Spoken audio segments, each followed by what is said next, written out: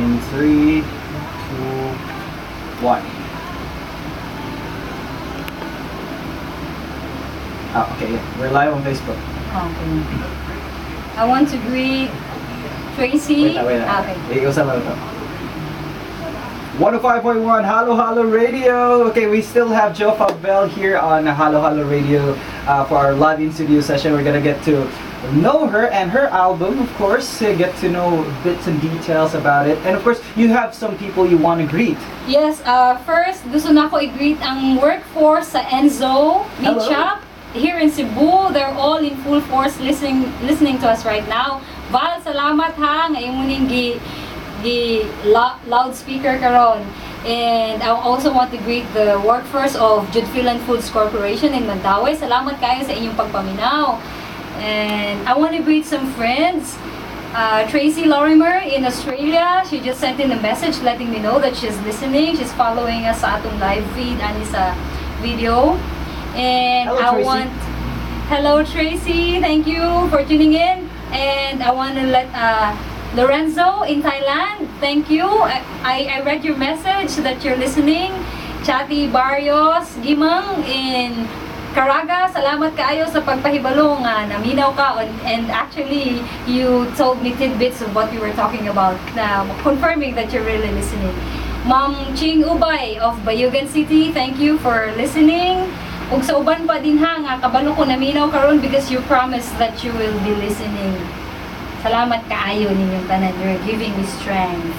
And Sharon Rose, salamat kaayo, akong friend who has made me a promise, nag-blood compact me that no matter what happens, naku utuhon akong ilong. Oh yeah, ayaw. Keep it original, and I said yes. You have to because you'd be a hypocrite in mga songs. Yes. It's gonna be going against my grain. Yes, it's gonna be going specifically on Sino Ka. Yes, exactly. I'll be me. This is the nose I have. I'm so happy with it. I listened to the song. If you're gonna get a nose job, no. No. Akong gikuan ba, murag akong gipakawawan ako sarili na if I do that. So, Sharon Rose, promise. And thank you for listening. I mean, how can you be proud of yourself? You're gonna go under the knife and change something of who you are, diba? Yes. You've been living who you are what you are because you are who you are, diba? Og tuod akong pahabol Kuya Ricky in Australia, at akong mga pagumangkon, my nephews and my nieces and my cousins. Thank you for following what's going on here at in my corner of the world. Salamat sa inyong pag-follow through online. Alright, and okay, let's talk a little bit more about the album. Tell me about this album, and it has a very unique Packaging. Tell me about this one. Why did you decide to make it look this way? Okay. Aside from being a singer, songwriter, composer, kining na ako'y lima ka importante kayo ng advocacies sa akong kinabuhi, and I've been serving the call of these 5 advocacies, environmental protection, conservation. Nice. I worked for several years as an environmentalist. And so, si Chow Lim, akong dating kauban sa una sa NGO that I was working for. Siya ang naghatag na ko suggestion kaya na ako, Chow, di ko pwede nga album yung gamit yung plastic. I don't want to be contributing to more plastics being passed around. There are already too many plastics walking around. Lisod na tag-asa na to na ipanghitling. So, gisuggest niya and I'm so happy siya and suggest, and I did it the way she suggested. I put embellishments and muna ingani akong packaging. Now, ang title sa akong album is 3-piece, di ba naman tayo 4-piece? So then I was looking at 4-piece and I said, I'm gonna make 3-piece. Pagpupunyagi, pagpapasiyang Pilipino. Nice. So, when I write an email or letter bitaw to somebody, I love ending it like, kanang may sincerely or lovingly. I often do it in solidarity. So, pagpapasiyang, yan na ako siya. Pagpupunyagit, pagpapasiyang Pilipino. Mao ni akong gititle sa akong album. And it embraces, it functions as the umbrella of all the songs na mo ko'y thematic scheme na i-follow. Aning kantahan na, mura bag kung maminaw ka niya, mura kang nagbasa o gamay libro. There is a continuity. They're not copying each other when it comes to the musicality and the messages, but there is a continuity. One song connects to the next, or it's like one song, the previous song bridges the content of the next song. It's not. It's a series of lessons that one can get with Yes. each page and with each music and with each tone they listen to sa imong music. Nice, nice. And I understand that you also paint, no? You also I do, do I do. poetry and everything Yes. like that. Is the painting in the album also? It's a your self-portrait part? It's a I did in 2017. Nice. Yes. Nice, nice, nice. Very talented ang atong guest dito na maikog ko. Very into poetry. You write. I'm pretty sure because you're into poetry, you also write other stuff other I than do. poetry. I'm a blogger. I have a blog. Nah, So, hands kanibang, down. before deciding to produce this album, I've been writing and I was actually toying with the idea of writing a book. Then ko nga, ang ako amang good, I'm happy doing a lot of things. But the thing that makes me happiest is when I'm doing something that is not self-serving, when I'm investing my time, my resources, all of me for the benefit of others, when I'm lifting somebody up. In particular, ka na bang mag-mentor ka, you're being a life coach. So I was trying to toying with the idea of writing a book, and I ko nga, hindi naman ang mabasa. And then time is gone for many para magbasa. I'm not trying to discourage people from reading. I am a bookworm. So, grabe ko kahimasa. I have a growing collection of library at home. Tapos, kanibang, batin ko nga, songline siya. Kaya kung mag-drive ka, or even in between breaks nimo sa imong klase, kung estudyante ka, na kay MP4, iPod, then maminaw ka. And then, kuan nga, akong kuanon nga, nosebleed man ang ako mga tema, ako mga mensahe, i-arrange na ko ang tono, maganahan. Ang usa ka batan yung maminaw nga, ay mga sabag mo din si ma'am. Which brings me to mind na I come from the teaching profession. I have a degree sa kanang, and I'm a licensed professional teacher. Tapos, kanabang, so when I'm ginasuot na ko ang baro as singer and composer, I'm being a teacher. And that is why, akong giingon sa ako, gipromise ako sa akong sarili, I'm gonna be giving voice to stories that matter. The stories in my songs are not mine. These are stories nga I picked from this experience, kani nga panghitabo, kana nga tao nga akong naila-ila, kani nga part sa akong interaction ako sa akong isig ka tao. These are your stories. My friends, my loved ones, mga co-workers na po. And I put them in an album. Nice. I have to say, no, you remind me of my Lola from Manila. And the way you talk, your pacing when you come, you're like a good, very, you're like a mirror sa iyang personality. So she's also a teacher, a professor actually. I'd love to meet her. And she's also an English major. She writes, she sings, and she basically we have a lot of things in common. A lot of things in common. She's a Rosa Santos from Manila. So ayun. I hope to meet her someday. Someday, hopefully. Akong mirror mo. And ayun. So that was your album. Where is it available if people want to get your album? There is a Cebu to make it very accessible. The CDs are available sa akong pet shop. I have a pet shop in Lapu-Lapu. And then sa kanang Enzo nga meat shop. Enzo nga bake shop? Meat shop. Meat shop. Okay. So if you want my album, make inquiries at Enzo Meat Shop. Then they will, you'll be connected with me. That's the one with the pig. Yes. Nga, ano, pig nga. No. Lahi ilahang logo. Okay. Red and white gapon nga combination. Okay. I'm friends with the workforce ng Enzo. And also the owner. Lumura na ko siya tatay. Sir Jude, thank you daan! And then, he's helping me. Onya, kanang, in other parts of the Philippines, Luzon o sa Mindanao, I have distribution points, which I asked you earlier, please ask me how, yung saan akong diskarte ang distribution, which is quite a challenge for many. Labi na sa ako, I'm doing it indie. I have, fortunately for me, na ay mga tao nga sa una pa, sa nagtumo pa ko, they have been with me, they've seen me in action as a leader. Nga hangtod karon gasubaybay sila, follow sila nako, and they have volunteered. I-approach sila nako, ate, or others older than me. Jof, I'll help you, ana. Asa mo ko makatabang. So, there are people actually helping me. If you go online, my songs kanabang is being shared. And people are sharing it voluntarily to help me promote my album and my mga respective songs na po. And then, in the same vein, people are helping me sell and distribute my album. And then, if you buy one CD, na ako'y fundraising ani. Nice. 50 pesos goes to a beneficiary. Secret pa na, karon di pa na ako pwede isulti, kay surprise na ako sa beneficiary. But all the volunteers who have joined forces with me, kabalo sila, kung kinsa ang beneficiary. 50 pesos will go to that beneficiary. Naani siya fundraising. Ang Nice. sales na ko sa akong CDs. Nice. Hands down on that one. Not a lot of people who release an album do that. I have to say. And the success of my album, you know, I'm not rich. Mhm. I go by. Kanang, Living only to what I'm is. living my dream. Mhm. I'm living my dream. And it's not easy. Sometimes because of the way I approach things, I might make it look like it is. But it isn't. Pero sa ako, I'm good. I don't entertain the word fail, difficult, impossible, non-negotiable sa ako They're not part of my vocabulary. There's always a way. There's always a way. If Okay. there's a will, Yes. there's a way. I And mean, come on, 3 years if there's old, you no found way, music. I will make one. Ano ba? If there's no way, then I'll make one. And this one is thriving with the help of friends.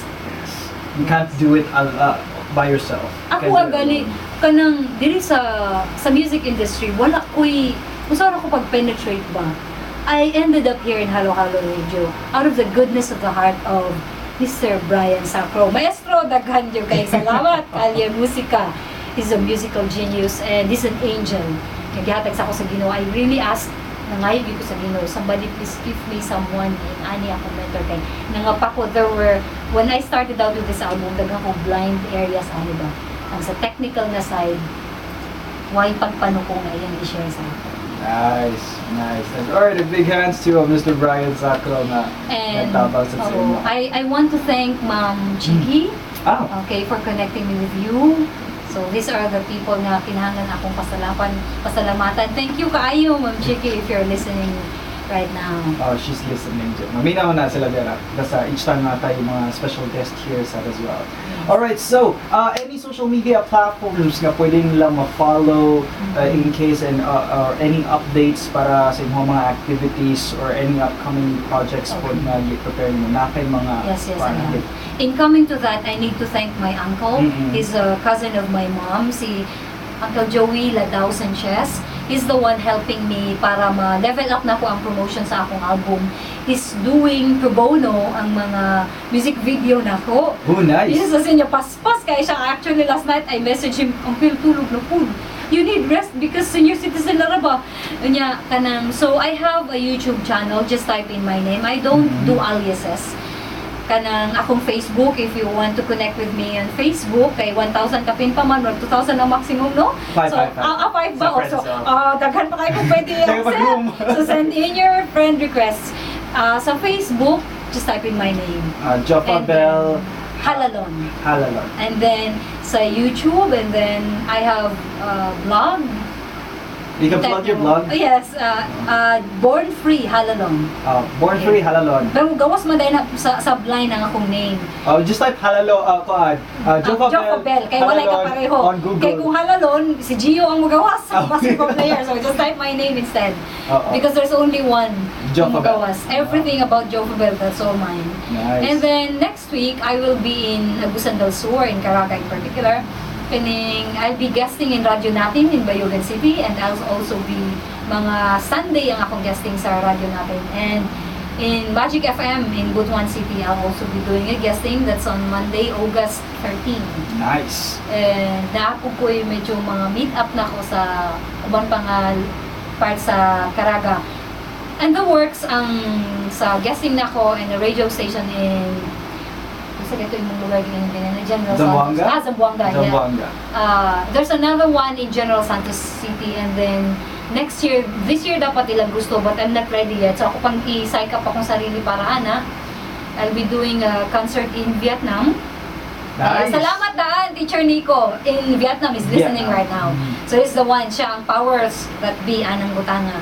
And then also in Thailand. At Nice. from Vietnam, I'll do another concert in Thailand for OFW. There is one song in the album that dedicated para nila, kanang KKK. If you have time, do listen to it. All right, we will try. We also have the list, the entire songs here with Miss Jofabelle. So if you want to request those songs para makapaminasod mo, please at another place at later on. All right. Okay. Before we end the interview, let's talk a little bit about Mapayapang Mundo, which is the closing song that we're going to be hearing from you. So, well, not going to be performing, no? Pero we're going to be talking a little bit about it. Yes. So, tell me about this Mapayapang Mundo before we end the interview. Mapayapang Mundo at Masaya. If there's one thing I could do right now, if I could fly, you know, just click my fingers like that and I'd be in one place, I would want to be in Marawi. Why Manay Marawi? This song I wrote specifically sa Nahitabok sa Marawi. Oh. And this is a tribute song sa Nahitabok sa Marawi. Isa sa akong mga advocacies aside from being an environmentalist, I'm kanang peace and conflict resolution. Unya, kaning lima man niya akong pinaka-importante mga advokasya, isa sila ha kaning peace. Akong naghimo kong kanta para sa mga igsoon na tong mga Kristiyano, mga Muslim na unta na magkaroon ta ba kanang malahutayon nga pag sinabtanay, pag minahalay, ug paghatag og lugay sa usa-usa. Despite the difference. Yes, the differences. Yes. We kana bang tagana tong elbow room ng usa-usa. At the same time, i-embrace ko dato ang usa-usa. And I've been in Marawi many times. In fact, na ako'y sister who's married to Maranao. He already passed away, kung brother-in-law. So, ang Marawi is not a strange place for me. It's not just a city, it's not just a name for me. I've been there. I've lived there for a while. Unya, kani siya nga kanta, nakita na ko ang Marawi before it was bombed, before the war happened. Ako ni siyang gisulat, kasagsagan. Kanang mga after effects sa Marawi ba, looking at the after effects of what happened. It was pretty bad. And kanang, ngano ako gititle na ko nga Mapayapang Mundo. Okay, what's happening in Marawi as a nucleus is actually one face of what's happening in other parts of the rest of the world, like in Syria. Diba? Mga war-torn countries gawas sa Pilipinas. So, being an advocate of peace, gisulat na ko ning kantaha. And hence, giingana na ko ang tono kay kanang limbay, ang yun sa kong kasing-kasing sa akong mga kapwa Pilipino, sundalo man ta sa Philippine Armed Forces, pulis man ta sa kapulisan sa Pilipinas, Muslims man ta. I'm trying to kigakos ko. Pinaagi aning kantaha. Muna akong mensahe. Muna akong take bahin sa gera. Nice. But at the very least, in some little ways, us here in the Philippines, or many people in other countries as well, are slowly embracing our differences. No? Slowly. Yes. Did you see the recent post on Twitter? There's Which this one post about these two Muslim parents and their Catholic son na bagulang na ordained as a priest. I haven't seen that. I will check that one. Yung embrace ni sa Catholic son ng iyang Muslim parents during the ordinance niya as a priest, as a Catholic priest. I think somebody tried to show that to me and I was so preoccupied with other things. Nice kayo siya imaging. Nice kayo siya. So, thank you so much. Alright. Thank you so much, Miss Jofabelle, for it's a pleasure, it's an honor to have you here and to hear a lot of things and to be inspired and to, be motivated and to not just be passive about what is going on in the Philippines, but to be active, do an action, do something to make a little bit of a difference. Diba? Yes. I want to thank all my teachers from Philippine Normal University. I know they're tuning in right now. Especially, gusto ko magpasalamat kang Dr. Adeline Costello Abria, isa sa akong idol sa akong kinabuhi, si Ma'am June Lumanhog, si Sir Cornelio Labaw. These are the three powerhouse, nag-compose sa powerhouse of PNU. Happy listening ninyo diha mga ma'am, mga sir, tanang mga maestro-maestra, mga professors sa Philippine Normal University, Mindanao. Alright, thank you so much once again, Miss Jofabelle. Of course, coming up next, we'll be playing Mapayapang Mundo at Masaya by Miss Jofabelle Halalon. Right here on Halo Halo Radio, Sarap! Oh, yes! Alright.